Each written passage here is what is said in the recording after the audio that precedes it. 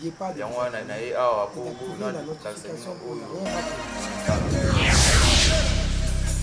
bon makambo eza ebele oyo ngai nasalaka oyo bato bakoconfirme ngai ke moto oyo asalaka Et d'activer la notification pour ne rien rater. musala neti nini yo osalaka na spiritualité ya opesaka bato mbongo musala nini olobela bato mpo bamisusu baza na baposa bakutana baza na baposa ya bakam mosusu ka nini mpena yo otraitaka? bon ngai nasalaka multiplication d'argent baportefeuille magique batravail ya misala oyo balongolaki na mosala oza mposa ozonga na mosala wana N'oubliez pas de vous abonner et d'activer la notification pour ne rien rater. nasalaka makambo donc ebele nauti na mboka oyo na mbanza Congo Et d'activer la notification pour ne rien rater.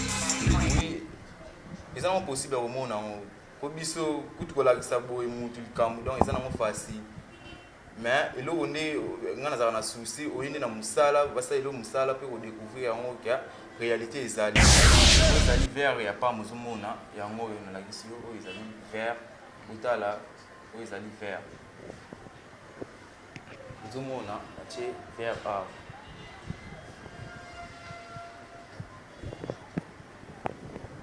mpe oyo ezali papier ya pamba kozomona papier na poudre to kozana mposo mata grade na mosala wana kozonga ata badivorce boya na mwasi na yo kozana mposa bozongana donc nasalaka makambo na bandango na age ya 13 ans kozana mposaki bamonaka wana banzela kotraite mpe bamaladi ebele oyo etali spiritualité nasala alo kaka samuka je souhaite s'inviter à Libéral qui m'a levé sur le vétiche. Ouvre-moi la porte, ouvre-moi la porte, ouvre-moi la porte, ouvre-moi la porte.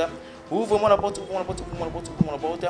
Alors la capa, samuka. Kaka kulumbim, je souhaite s'inviter à Libéral qui m'a levé sur le vétiche. Ouvre-moi la porte, ouvre-moi la porte, ouvre-moi la porte, ouvre-moi la porte.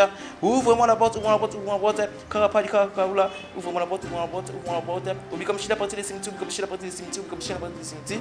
Ouvre-moi la porte, ouvre-moi la porte, ouvre-moi la porte, ouvre-moi la porte. Je souhaite s'inviter à Libéral qui m'a levé sur le vétiche. Ouvre-moi la porte, ouvre-moi la porte. N'hésitez pas à liker la vidéo. Et si vous êtes nouveau sur la chaîne JNZ Nyon TV, n'oubliez pas de vous abonner et d'activer la notification pour ne rien rater.